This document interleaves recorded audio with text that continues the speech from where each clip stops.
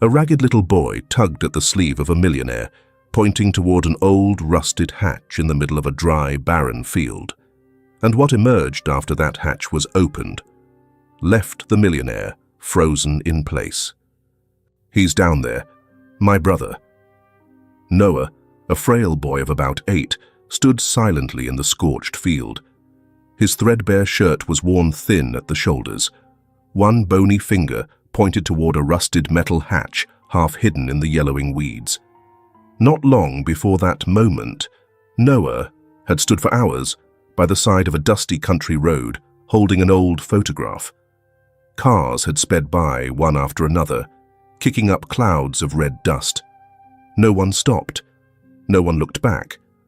One woman finally did pull over. She pressed a few coins into his hand. Noah shook his head and said softly, "I'm not asking for money." Startled, she asked what he meant. Noah raised the photograph and pointed out across the empty field. "My brother's alive. I'm looking for him." She chuckled awkwardly and drove off, leaving Noah alone with the sound of her engine fading into the distance. A middle-aged man had once muttered, "Sure, kid. Maybe he's up on Mars. I'm still looking for the years I lost to my 20s. Then he walked away. No one took what Noah said seriously. But this time was different. A sleek black car came to a stop. The window rolled down slowly. The man inside didn't speak right away. He just looked at the boy. His name was Nathaniel Grayson, a once celebrated entrepreneur in educational technology, a self-made millionaire. But after his daughter's sudden death, he walked away from everything. He'd been driving across states ever since, avoiding familiar faces and old obligations. A hole had opened in his life, one for which he'd never found words. When Nathaniel first saw Noah, thin frame, dark circles under his eyes, but standing tall, he didn't understand why he didn't just drive on like everyone else. Maybe it was because the boy didn't ask for anything. Or maybe it was something in that boy's eyes that made him stop. But it wasn't just that. Nathaniel saw the old photograph Noah held in his hands. He noticed the way those tiny fingers clung to it, tight, desperate, like it was the last thread tying him to this world. And in that moment, an image flashed across Nathaniel's mind, sharp and painful. Sylvia Grayson, his daughter. She'd once had an old rag doll, worn, frayed, falling apart. But it had been her whole world. She never let it out of her sight. An inanimate object, yes, but sacred to her. The way Noah held that photograph, that steady, almost unreal determination on his face, it stirred something deeply familiar in Nathaniel. It wasn't just sympathy. It was a pull, a strange, aching intuition that something important, something he couldn't afford to ignore, was unfolding. He didn't know why he stopped, but he knew he had to. Noah looked Nathaniel in the eyes, then pointed at the rusty hatch hidden in the grass. "My brother, he's down there." His voice was soft, but steady, brimming with quiet, unwavering belief. Nathaniel didn't respond right away. He turned his head to follow the boy's gesture. There, in the middle of the scorched earth, surrounded by brittle grass and stubble, lay a forgotten iron hatch, weather-beaten and almost swallowed by the land. "What did you say?" "My brother's under there. Eli. I've heard him. Through the hatch. I know he's there." "What's your name?" "Noah." Nathaniel studied him for a long moment. The boy's eyes were dry. No tears, but the gaze they held was strangely fierce, far too resolute for someone so young. "Why do you think your brother's under that thing?" "I don't think. I know. I've been here 3 days. Every morning I knock. Every morning I hear 3 knocks back." Silence fell. Nathaniel looked around. No houses, no people, just red dust, hardened ground, and a scrawny child calmly asserting what sounded like madness. without the slightest trace of doubt in his voice. "Let me see the picture." Noah held it out. Nathaniel took it, hands trembling slightly, and just for a second, an old memory stirred. A similar photograph, his daughter, Sylvia, standing with her best friend at summer camp, hand in hand. Grinning, their smiles caught just before they bloomed into laughter. Nathaniel inhaled slowly and returned the photo. Then he stepped toward the hatch. The iron surface was coarse, rusted, scratched by time. He knelt down and tapped on it. 3 times. 1, 2, 3. Silence. Then, after a few long seconds that seemed to stretch like a hot summer afternoon with no breeze, 3 faint knocks answered back. Software barely there, but real. Nathaniel's brow furrowed. He rose slowly, eyes fixed on the hatch. Something stirred in his chest, not just from the sound below, but from within. A feeling he hadn't let surface in years. Something like sorrow finally catching its breath. "Come here, Noah. Help me." Nathaniel tried again. Noah grabbed a rock and began striking the opposite edge. Together, they strained, breathing hard, sweat forming. Nathaniel's back began to ache, but he didn't stop. A minute passed. 2. Still no movement. Nathaniel paused, panting. He looked at the boy. "I think we'll need help. Is there anyone nearby?" Noah thought for a moment. "Mr. Isaac. He's a farmer around here. I've seen him a few times, but I'm the only one who knows where he lives. His house has a red roof, way at the end of the field." Nathaniel exhaled. "Lead the way."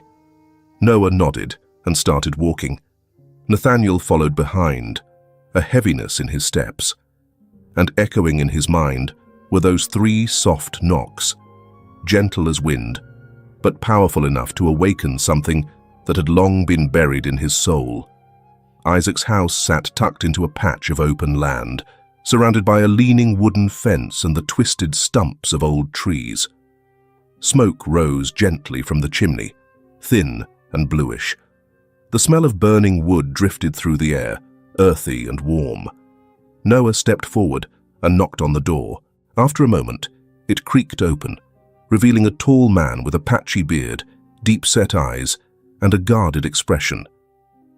"My name's Noah," the boy said quickly. "This is Mr. Grayson. We need help." The man didn't answer right away. His eyes scanned Nathaniel, then dropped to his mud-stained shoes. "Another one of the town's wild goose chases?" Nathaniel stepped forward, extending his hand. "I'm Nathaniel Grayson. We believe there's a child trapped underground, in a hatch out in the field." "A hatch? A child?" The man, clearly Isaac, let out a short, dry laugh. "I've lived here 20 years. There's no hatch out there. You two pulling my leg?" Noah reached into his pocket and pulled out the photo, holding it to his chest. "My brother's down there. Eli. I've heard him. For days." Isaac stared at the boy, eyes lingering on the photo, then flicking over to Nathaniel. "And you believe this?" Nathaniel hesitated. "I can't explain it. But I heard 3 knocks. From below, clear as day. They came back, exactly the same. Could be a drainage pipe. Could be an animal. Kids from town play tricks like that all the time," Isaac snapped. "And grown men shouldn't be encouraging this kind of nonsense." "I understand," Nathaniel replied, his voice softening. "But if there's even a 1% chance someone's really down there, we might save a life. It won't take long." Isaac stared at him for a long time. Then, without a word, he turned and walked back inside. A minute later, he returned with a shovel slung over his shoulder. "Let's go. But I'm telling you now, if this is a hoax, I'm calling the police." No one said a word on the walk from town. Nathaniel kept a composed face, but his jaw was tight, his grip firm on the crowbar Isaac had handed him. Isaac followed behind, his back hunched, weighed down more by doubt than by age. And Noah led the way, silent, his eyes holding a strange glow. Not blind hope, but a stubborn conviction, sharpened by years of searching alone. When they reached the spot, Nathaniel placed the crowbar at the edge of the iron hatch. He looked at Noah, then at Isaac. No words were exchanged. All three drew a deep breath. The two men put their full weight into the first lift. The metal screeched, dry and jarring like a blade slicing through silence. Red dust and flakes of rust burst into the air, spattering Nathaniel's sleeves. The hatch was unbelievably heavy, like time itself had joined forces to keep it shut. They paused to catch their breath, then continued. Nathaniel's wrists began to tremble, but he didn't stop. Finally, with a heavy groan, the lid cracked open at one corner. A gust of cold air burst out, thick, damp, foul with the scent of decay. Nathaniel froze. His face went pale, his eyes fixed on the darkness below, as though afraid of what they might pull up from it. But Noah didn't hesitate. He crouched, flashlight in hand, fingers shaking. The beam cut into the blackness. A faint breath, a soft exhale, rose through the musty air, fragile enough to be mistaken for nothing. Then, from the edge of shadow, a dried, dust-covered hand reached up, scraped and trembling, clutching the rim of the hatch. The motion was weak, barely more than a whisper. Isaac stood frozen, his face slackened, eyes wide. "Dear God," he muttered, barely audible. At the bottom of the hatch lay a child, or what was left of one. So thin the skin clung to bone, clothes in tatters, hair matted with sweat and dust.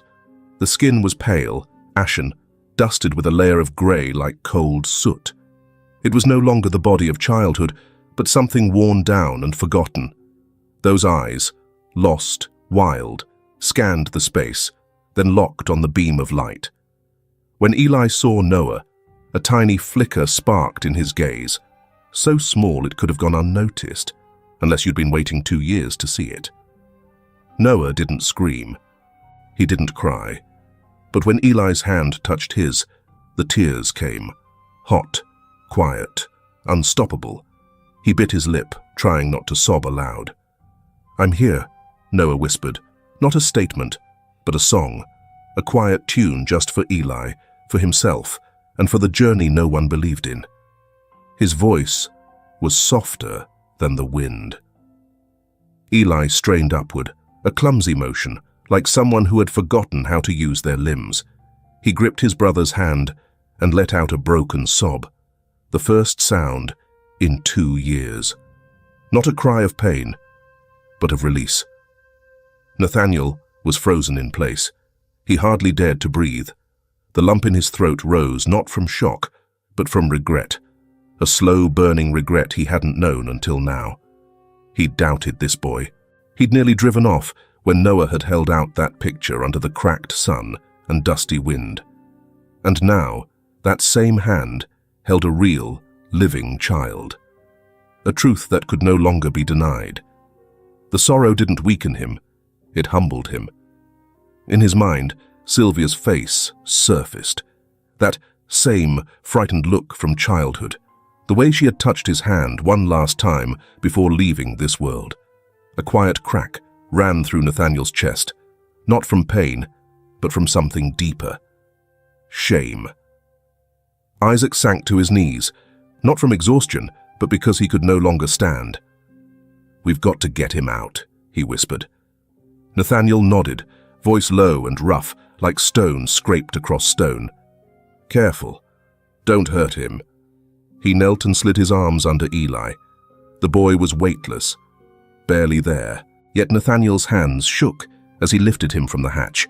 The torn shirt revealed bruises across the shoulders and down the back, some dried, some oozing. Isaac saw them and covered his mouth. He'd never seen starvation like this. Eli clung to Nathaniel's hand as he was lifted, then turned and reached for Noah. Their fingers locked. Neither let go. When Nathaniel looked back at Noah, he was stunned. The boy's legs were streaked with cuts, dried blood caked along them. His shirt was torn, sun-blistered across the back. "How far did you walk?" Nathaniel asked quietly. "From the old town," Noah rasped. "Every day, a little farther." Isaac gasped. "We've got to get to a hospital. Now." "Get in the car," Nathaniel said, no room for argument in his voice. "Isaac, help me with him." The car roared down the road. In the back seat, Eli lay in Noah's lap. His fingers still clutched the photo, two children holding each other, wrinkled but whole. His eyes were nearly closed, but at the corner of his mouth, a tiny smile. The sky turned violet as the sun disappeared behind the fields, and for the first time in 2 years, light fell on that boy. Not just any light, but a light that touched parts of the world everyone thought had long since rotted away. At the city hospital, the afternoon faded like any other, with the clack of hurried heels, the rhythmic roll of hospital bed wheels, and rushed footsteps echoing down long, sterile hallways. Everything moved with the practiced flow of a familiar soundtrack. But inside the room where Eli lay, time had come to a halt, held in place by a pain too deep for words. Eli curled up on his side, his back to the room, eyes shut tight. He wouldn't eat, wouldn't speak, didn't react to the sounds around him. Each time Nurse Emily reached to change his bandages, he flinched as if bracing for a blow. Emily never asked questions. She simply cleaned and dressed the wounds, pressing a gentle hand to his forehead like a wordless promise of comfort. His body bore layers of bruises and cuts, some deep, carefully bandaged, others left to time and healing. Noah sat beside the bed, his gaze fixed on his brother. He still wore the same blood and dirt-stained clothes from the field. His legs were blistered, his hands scraped raw from the long journey, but he didn't seem to notice. Every breath Eli took drew Noah closer, as if looking away might mean losing him all over again. Nathaniel Grayson stood in the doorway, keeping his distance. He watched the brothers in silence, heart clenched at the thought of Eli trapped in that dark pit for 2 whole years. He saw Noah gripping his brother's hand with quiet resolve, his face pale from exhaustion, but his eyes unwavering. "You holding up okay, Noah?" Nathaniel asked softly. Noah looked up. "I'm okay. But Eli?" Nathaniel nodded, his voice firm. "We'll do everything we can to help Eli recover." At that moment, Nurse Selena stepped into the room. She glanced at the chart, Eli Torres, and froze. "Is that really Eli Torres?" she asked, her voice shaking. Noah nodded. "Yes, his name is Eli Torres." Selena pulled out her phone and quickly typed a message to her sister. "Maria, get to the hospital right away. Eli Torres is here." Less than an hour later, Maria Torres, once the boy's schoolteacher, arrived. Rain still clung to her coat as she knocked gently on the door. When she stepped in, her eyes fell on Noah. "Miss Maria?" Noah whispered. Maria rushed forward, brushing his hair back, then turned to Eli. Her breath caught at the bruises lining his neck. "It's really you two," she choked out. Memories of unheeded warnings, ignored reports, and unanswered pleas came rushing back. Nathaniel stepped forward. "I'm Nathaniel Grayson. I helped bring them here." Maria spoke gently. "I'm Maria Torres, their former teacher." "Thank you, Mr. Grayson. Without you..." Nathaniel knelt down beside Noah. "Noah, is there anything you want to tell me about what happened to Eli?" Noah hesitated. "I asked about my brother. They told me to mind my own business, but I didn't believe them." "Who, Noah? Who told you that?" "Victor Lane, my uncle. He split us up, said Eli went away to school, but I knew that wasn't true." Noah's voice dropped. "At first we still shared a room, but a few weeks later He had someone take Eli away. No warning. That morning I woke up.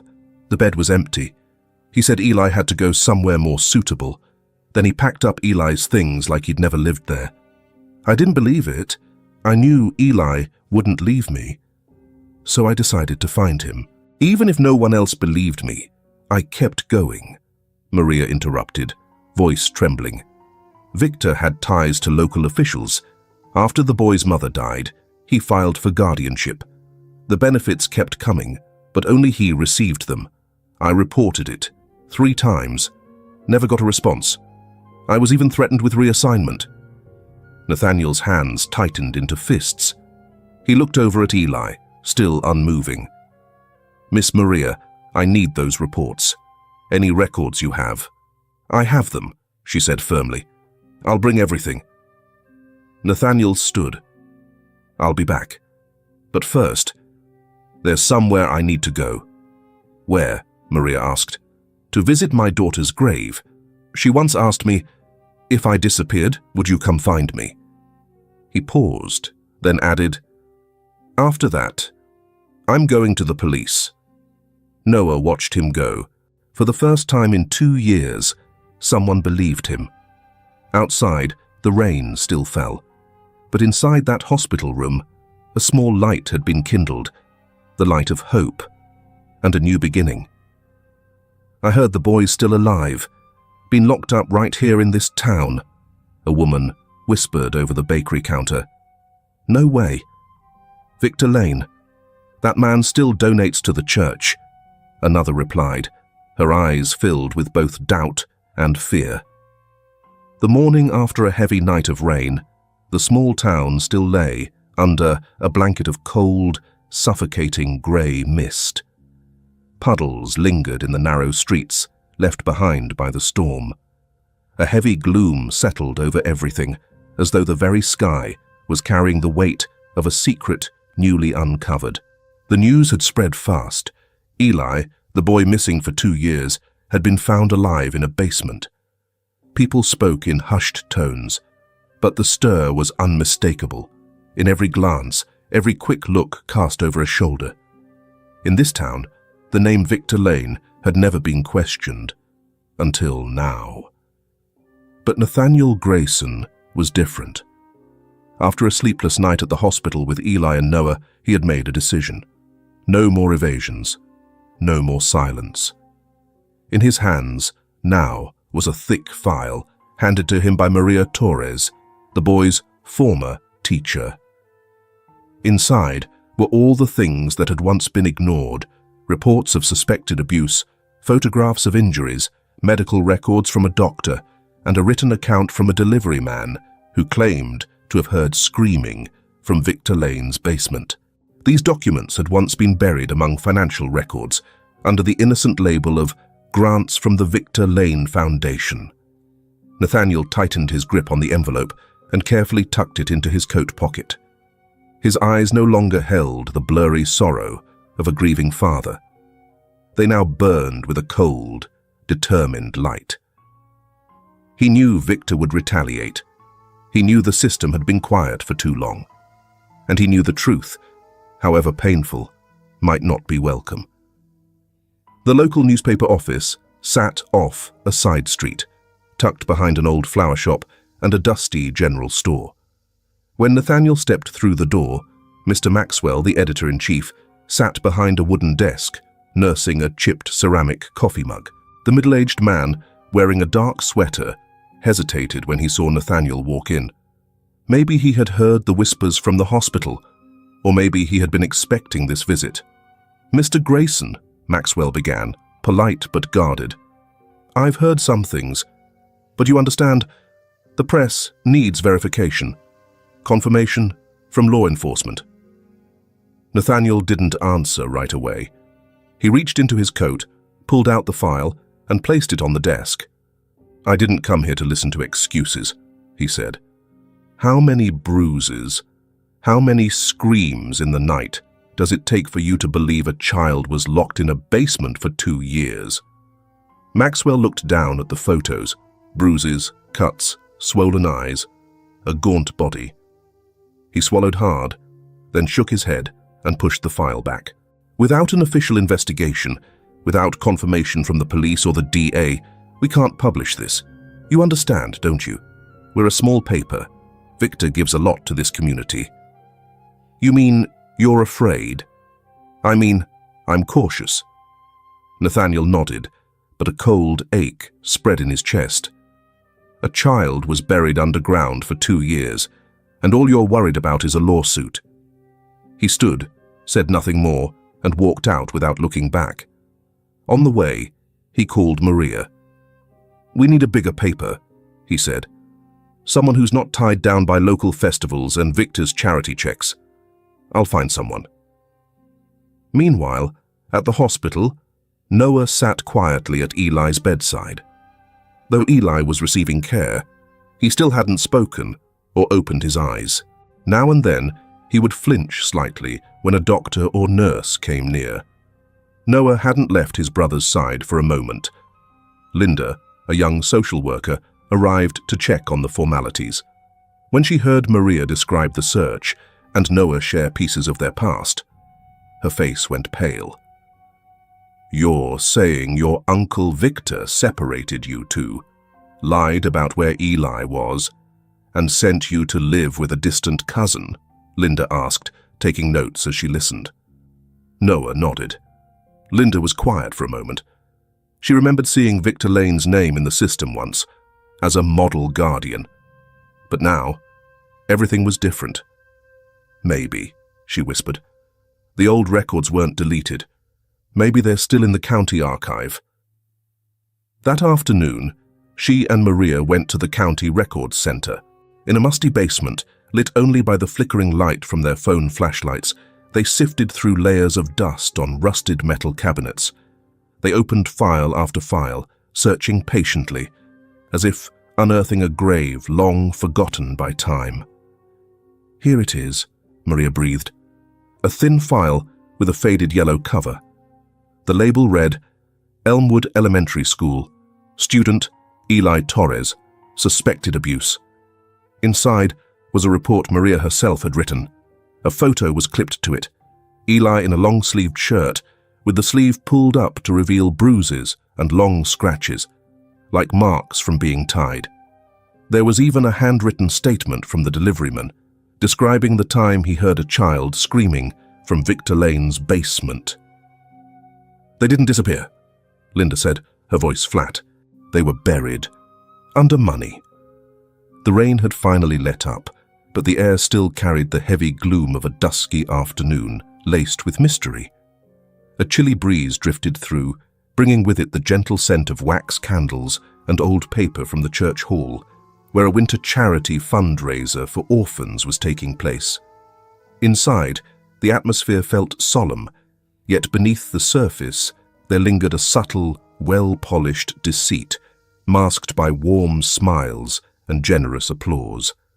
Soft yellow lights cast a muted glow on the small wooden podium. Standing there was him, the executive director of one of the region's most prominent charitable foundations. He was a familiar face, often seen on television leading donation drives, cutting ribbons at community center openings, and speaking earnestly at town council meetings. To the townspeople, Victor Lane was the embodiment of generosity, a man who had rescued so many unfortunate lives. His speech opened with flowery words of gratitude, slowly transitioning into heartfelt reflections on abandoned children in need of community support. He spoke of responsibility, compassion, and the need to build a brighter future for generations to come. Below, townsfolk nodded in agreement. Some whispered to each other, "He's a good man. Last year, he funded the elementary school library." One elderly woman squeezed her daughter's hand and sighed, "If only we had more folks like him in this town." Victor's smile was flawless, like a carefully worn mask, concealing a heart grown cold and an agenda darker than anyone dared imagine. At the back of the hall sat Chloe, a young and spirited journalist. Her eyes stayed fixed on Victor. His face wore a smile, but his gaze was hollow, like a bottomless well. She took a few photos with her phone, Beside her, Maria Torres stared down at a piece of paper in her hand, a classroom photo from years past.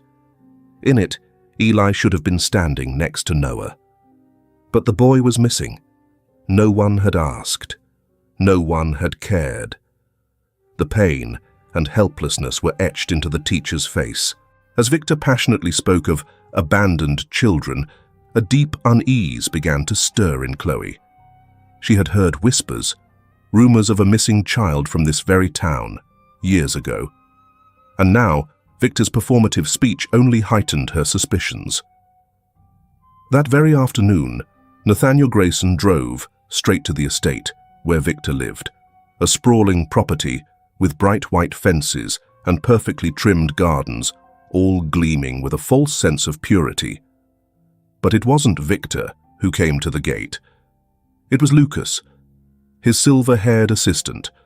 His expression was icy, his voice dry and rigid, like steel. Lucas was the step-uncle of the two boys. "What do you want?" Lucas asked, eyes unblinking, his tone probing. Nathaniel replied firmly, with no hint of fear. "I want to talk about Eli and about the basement." He didn't mince words. Time was precious when justice was being buried alive. Lucas didn't budge. He stood firm, blocking the entrance, his voice lowered to a near whisper. "There's no Eli. That story ends here." The threat in his words was subtle, but unmistakable. Victor had made it clear. If Lucas didn't keep it quiet, he'd be out of a job.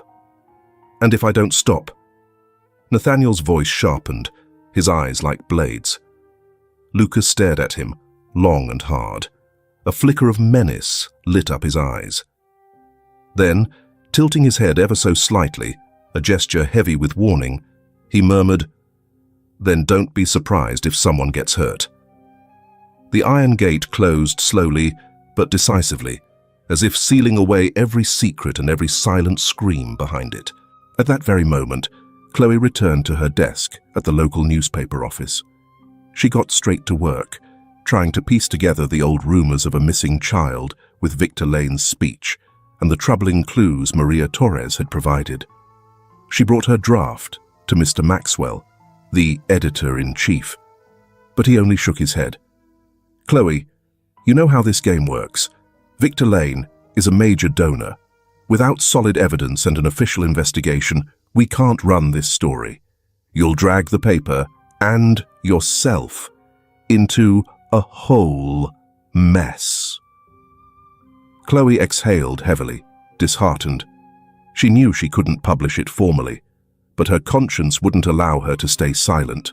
That night, she sat down at her personal computer and opened her anonymous blog, a space she had used for stories too sensitive for mainstream coverage.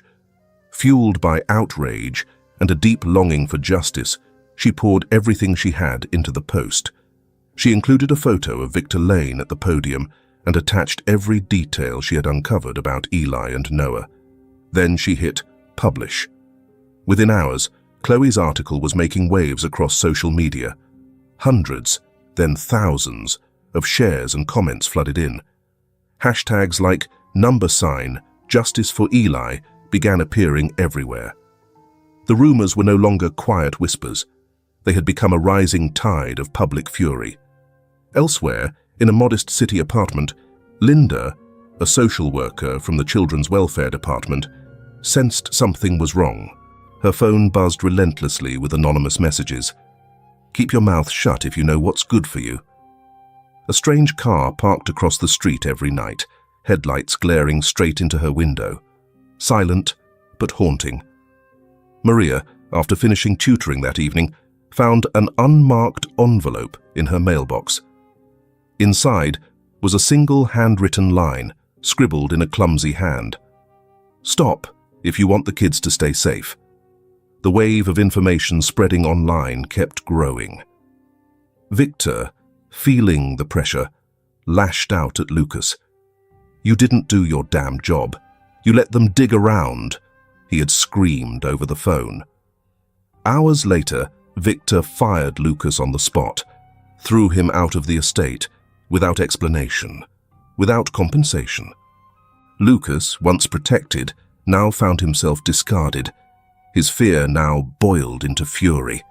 His only weapon, a single recording, the one piece of evidence he had kept, just in case Victor turned on him. Lucas finally made up his mind. He used a prepaid phone to call Maria Torres, the number he'd saved from past parent-teacher meetings. His voice was hoarse, trembling with fear and bitterness. "Miss Torres, this is Lucas. I have something. It's about Eli. It's important." Maria was at the hospital with Nathaniel and Noah when the call came. She spoke briefly with Nathaniel, and together they agreed to meet Lucas at a discreet location. Lucas, cautious and shaken, handed Maria an old recorder. Nathaniel and Maria pressed play. A crackle, then static. Then a man's cold, commanding voice. "He doesn't step outside. Got it? One word and I cut all funding. Shut your mouth." At the same time, former students from Elmwood School began speaking out. A video clip spread like wildfire, featuring classmates recounting Eli's sudden disappearance.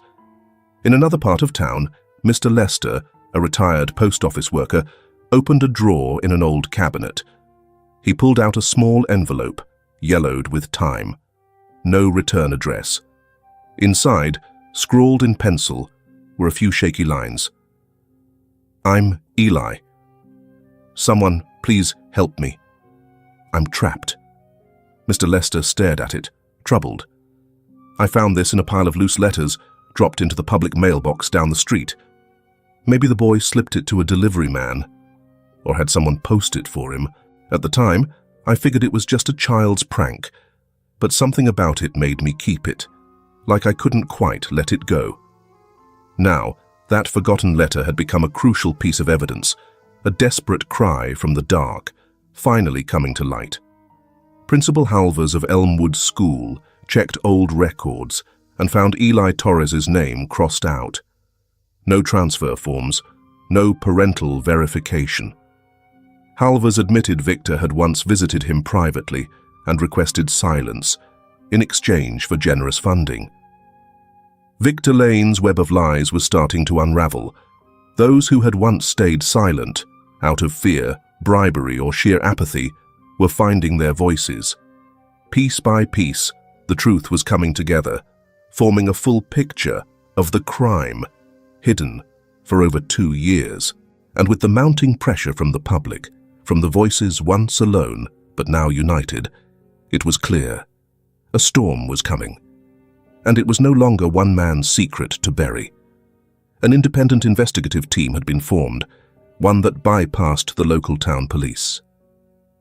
That very night, Victor Lane was arrested at his mansion. As the sound of police sirens echoed and red and blue lights flickered against the luxury glass windows, Victor was dining alone.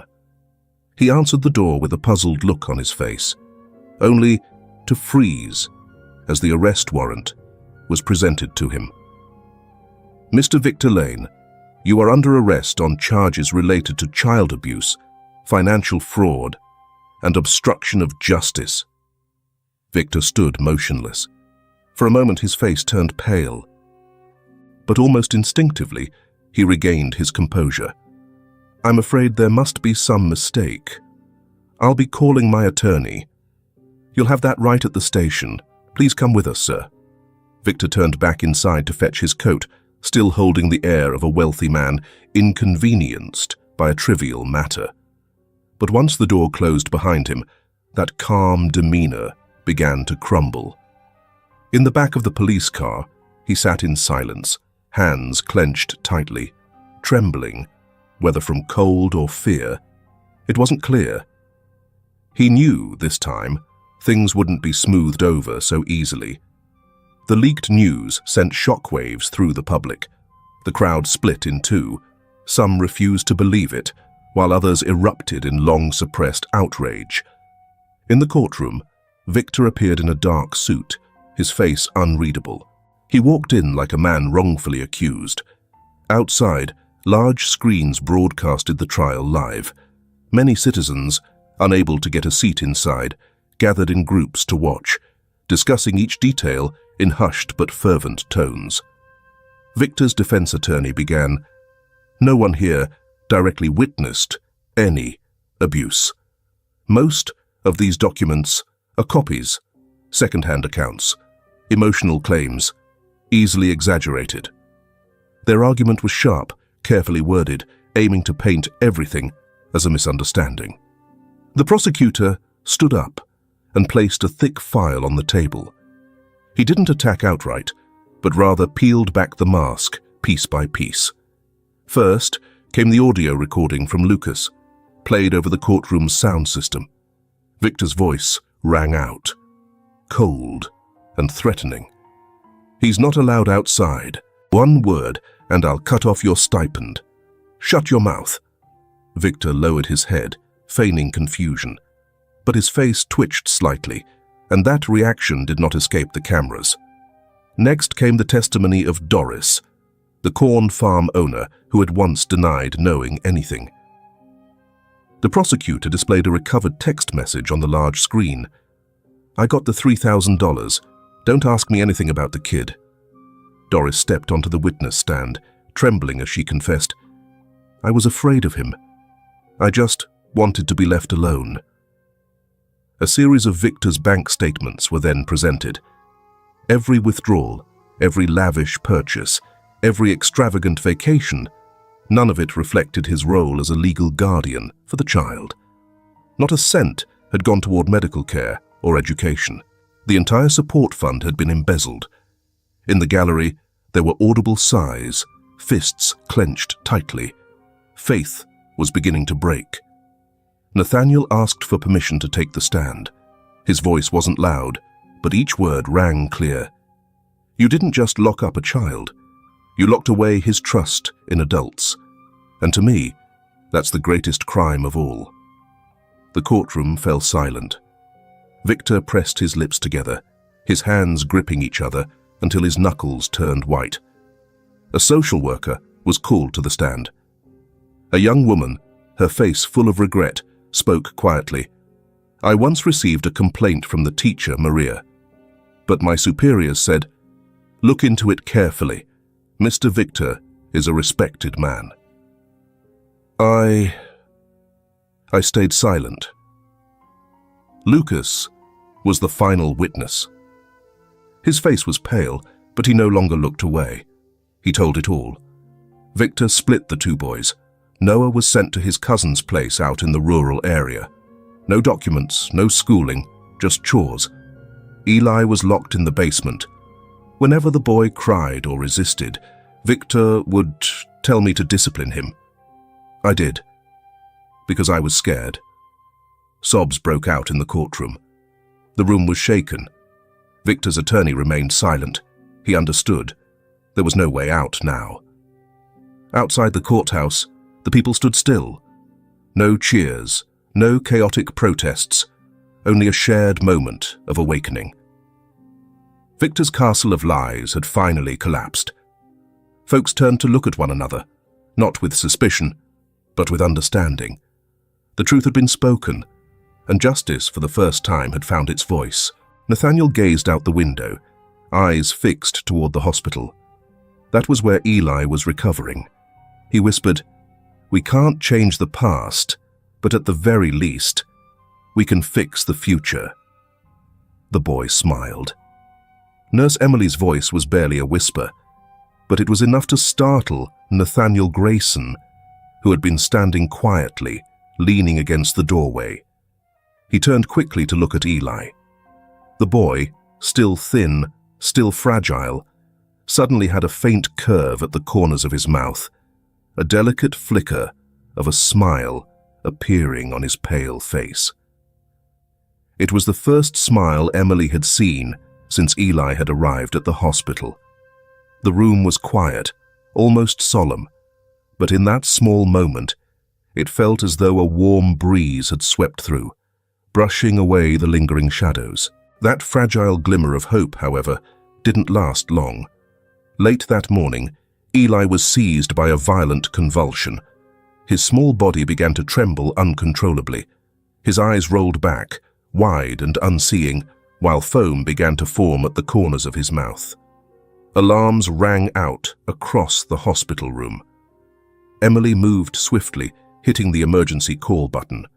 Doctors and nurses rushed in. Nathaniel grabbed Noah tightly, pulling the boy away from the bed as chaos erupted around them. "What's happening? What's wrong with him?" Noah screamed, panic overtaking him. Emily, trying to steady her voice, said firmly, "We're trying to keep him conscious. He could be suffering from meningitis or severe neurological damage due to prolonged malnourishment and confinement without proper light. We have to get him scanned and moved to intensive care immediately." Noah collapsed to the floor, clutching his head in both hands. Helplessness tore through him. Behind him, Nathaniel rested a hand on the boy's shoulder, grounding him as the cold sound of medical carts and ventilators echoed down the hallway. Eli was kept in the ICU for hours. No one was allowed in. Noah sat outside the door, his face drawn, dark circles under his eyes. He hadn't eaten. He hadn't moved. Every time the metal doors opened, he jumped up, only to be met with silence or vague updates. Then, just before dawn, a doctor finally came out. "He's past the worst of it," the doctor said gently, "but he's still unconscious. It may be days, maybe even weeks, before he wakes up. The miracle is his heart. It's strong.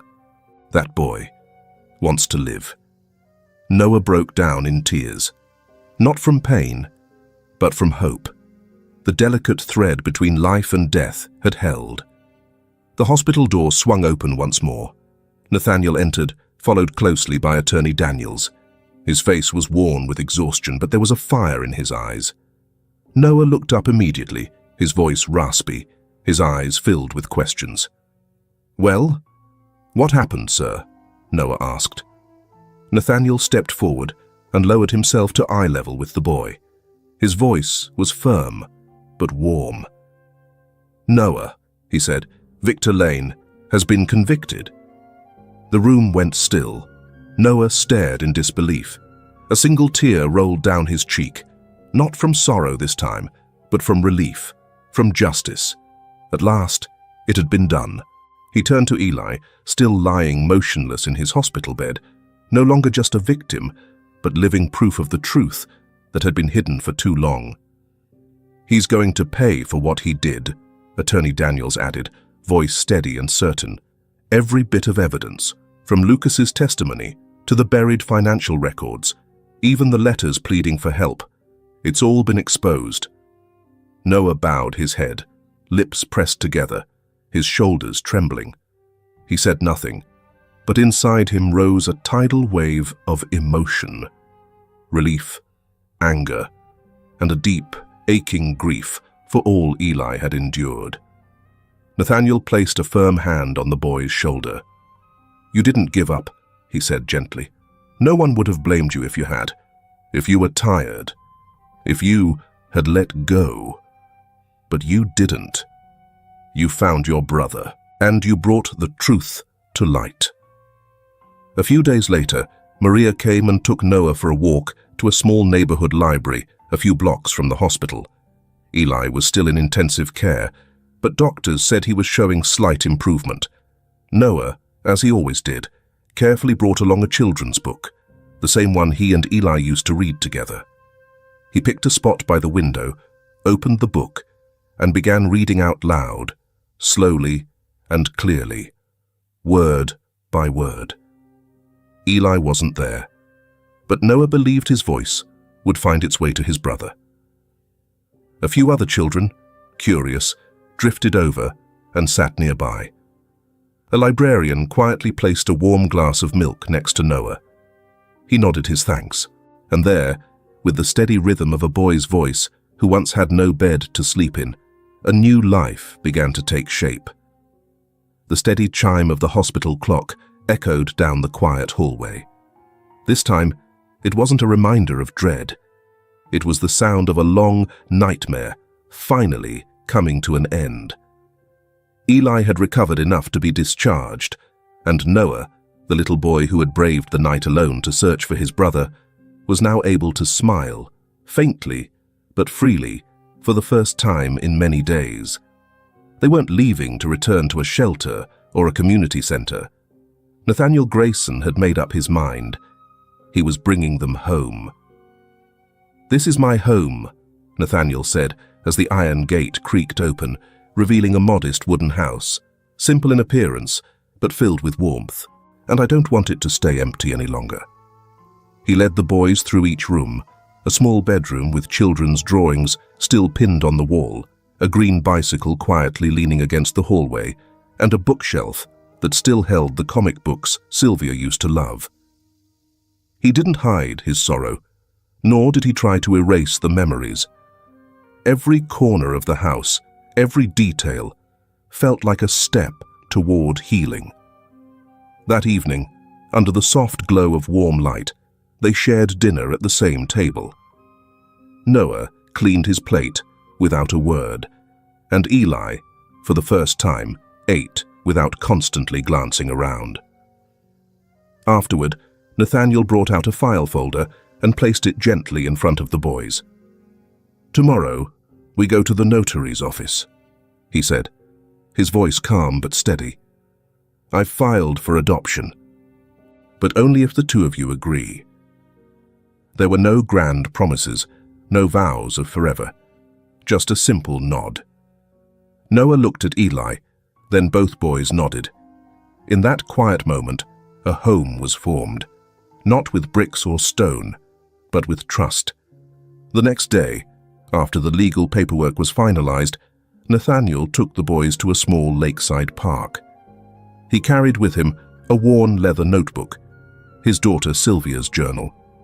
Beneath the soft amber light of the late afternoon sun, he sat on a wooden bench and gently opened the time-worn pages. He made no attempt to hide the past. "Sylvia was my only child," he said slowly. "A bright girl, always smiling, and very stubborn." He shared stories of their evening walks by the lake, of the little poems Sylvia used to write in her journal, sometimes clumsy and without rhyme, but full of feeling. One time she asked me, "Daddy, if I ever got lost, would you come find me?" I laughed back then, thought she was just being silly. Nathaniel paused, but a few years later, after a bitter argument, she ran away. I never got the chance to say I was sorry. And then the accident happened. He closed the journal, his hand trembling slightly. The day I found her last letter, unfinished in her desk drawer, it said, "Did you ever come looking for me, Dad?" I sat alone for hours. That question, it's haunted me ever since. He looked over at Eli and Noah, who sat quietly, listening to every word. "And then I met you, Noah.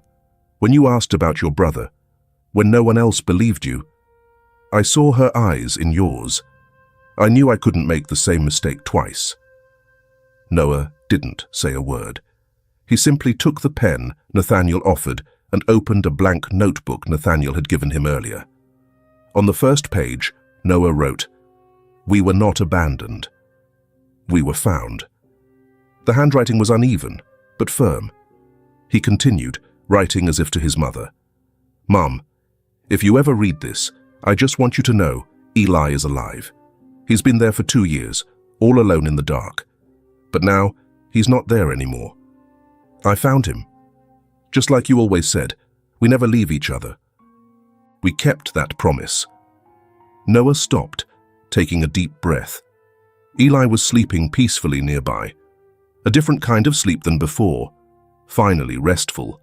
He kept writing, "I know you never wanted us to be afraid, but sometimes I was. I was scared no one would believe me, scared I'd never see him again. I started thinking Eli was just an old memory. But if I stayed quiet, he really would have disappeared." Tears smudged the ink, but Noah wiped them away and continued, "We still have each other. And now, we have Mr. Nathaniel. He didn't run. He helped us when no one else would. He stayed, even when everything was a mess. I think you would have liked him. You would have seen he's like you. Quiet, but always there when it matters most. And finally he wrote, "We have a family now. Not a replacement, but a place to begin again. Mum, I think I've found home." Noah closed the notebook and placed it gently on the table beside Eli's bed. He sat down on the little chair, took his brother's hand, just as he had every night since they were reunited. In his sleep, Eli stirred slightly, his lips moving faintly with unspoken words. But Noah knew. His brother felt everything. And the next morning, when Eli opened his eyes and saw the first page of the notebook, he nodded. No words were needed. Just a single nod. Soft, but sure. After 2 long years, Eli was no longer merely surviving. He was beginning to live. In the center of the town square, morning mist still clung to the tiled rooftops and pine branches, while a small ceremony was being prepared. The atmosphere was no longer heavy like it had been in the days right after the tragedy. Instead, it felt gentler now, full of hope. The sound of hammers echoed in the air, mingling with the scent of freshly cut wood and the sweet aroma of corn muffins wafting from the vendor stalls along the street. Children's laughter rang out like birdsong. On the stone pavement, kids used white chalk to draw cheerful shapes, suns, flowers, stick figures dancing. In one corner of the square, a wooden sign had just been raised. It read, "No child should ever have to knock on the door of despair again." It wasn't just a slogan. It was a promise from the community, a vow born from shared pain. Folks came forward with items from their homes, old teddy bears, tiny shoes, children's drawings, all placed gently into a wooden chest labeled "What Remains of Memory." It was a way to honor the past, but also a quiet step toward healing. Mrs. Doris, the woman who ran the corn farm, who had once turned away from Eli's pain, arrived without a word. She placed a plain white envelope in the box. On it, in shaky handwriting, were the words, "I know I was wrong. I hope the children can forgive me." No one judged her. No one asked questions. And when she rested her hand on the wooden sign, the eyes around her softened. Forgiveness, it seemed, had already begun to bloom. She walked away lighter, as if she'd finally let go of a burden she'd carried for years. On a small stage nearby, Mr. Halvers, the retired school principal, stood quietly at the microphone. "Not all of us deserve forgiveness," he said simply, "but from now on, every child in this town will have a name, a classroom, and a door that's never locked." His words weren't poetic, but they were sincere. And more than that, they carried the weight of true resolve. Down below, Maria Torres held little Rosa's hand, the same little girl who had once helped identify Eli by the birthmark behind his ear. Linda, a worker from the local welfare office, was collecting donation slips for a new fund to support children who had suffered abuse. Off to the side, Chloe, the reporter who had lost her job for covering the case, was quietly taking photographs, not for any paper. This time, she just wanted to capture the moment. A moment of rebirth. Eli stood beside Noah, both dressed in crisp white shirts. Eli didn't turn away from the camera anymore. He wasn't smiling, but he stood tall, steady, no longer shrinking from the world. Noah held his hand tightly, an anchor to keep him grounded in this real, changing world. Nathaniel Grayson walked toward the wooden sign. He said nothing, just placed his hand on the rough grain of the wood and bowed his head. No speech needed. His presence alone, the man who once went against the tide, who chose to listen to a lonely child, spoke louder than any words could. The children kept playing. They drew suns, houses, and flowers. The wooden sign became part of their game. Their laughter echoed through the square, like a melody chasing away the shadows of the past. When the ceremony ended, Nathaniel brought the two boys back to his car. Between them, on the seat, lay a brand new leather-bound journal. Embossed in small gold letters were the words, "Day 1. He asked, "Have you written anything yet?" Noah lifted the journal. On the very first page, in neat handwriting, it read, "We will keep writing, but this time, no one will have to write in the dark." Nathaniel smiled and turned the key in the ignition. The car rolled slowly across the square, driving away from years of pain. In the rearview mirror, he could see the children running under the golden afternoon sun, laughter trailing behind them through the old rooftops. 3 shadows, one tall, 2 small, faded into the light of the setting sun, moving toward a new future, where justice had finally found its voice, and where the children were, at last, heard. There are doors in life that one cannot open alone, because behind them lie darkness, pain, and long stretches of silence. But if someone is willing to pause, to kneel down, and to listen to the faint calling from the other side of that door, then a life might be saved. A broken bond might be mended, and a society might relearn how to love. In the late afternoon, golden sunlight lingered on the treetops in the garden of Nathaniel Grayson's estate. The gentle scent of lavender floated in the breeze, blending with the clear, innocent laughter of children. Nathaniel sat quietly on a bench, his eyes softly closed, soaking in a rare moment of peace.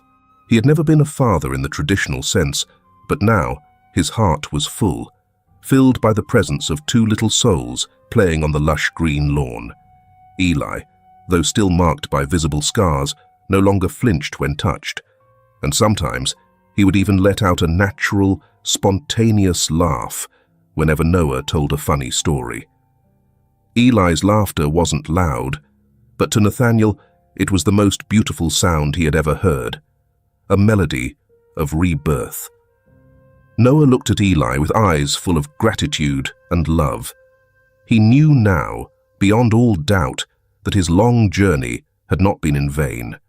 Every dusty mile he had walked, every word ignored, every tear shed, each of those led to this moment, the moment his brother was finally free and the 2 of them had found a home.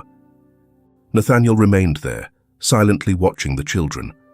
A faint smile rested on his lips, not one of overwhelming joy, but a gentle smile of calm, of peace after a long and trying journey. It was the smile of a man who had found his purpose in life, to protect the small and vulnerable. The story of Noah and Eli is not just a tale of reunion, it is a lasting reminder. Never stay silent when the truth is being buried. Not everyone has the strength to speak out, but sometimes a look of trust, a pair of open arms, can be the place where a child finds the courage to rise again. Nathaniel Grayson could not save his own daughter, Sylvia, but he saved 2 other children from a similar fate. And while that did not erase the pain of losing her, it transformed grief into action and regret into a noble purpose. In a world where the voices of children are all too easily drowned out, we need more people like him, like Maria, like Chloe, like Linda, and like Noah. They are beacons of compassion and courage, those who dared to stand up for what's right, no matter the barriers, no matter the risk. What do you think? Was Nathaniel right to trust in Noah and to stand up for those children when no one else would? Please share your thoughts in the comments. We genuinely want to hear your perspective. Every share, every reply from you fuels our resolve to continue telling stories that are heartfelt, honest, and deeply human.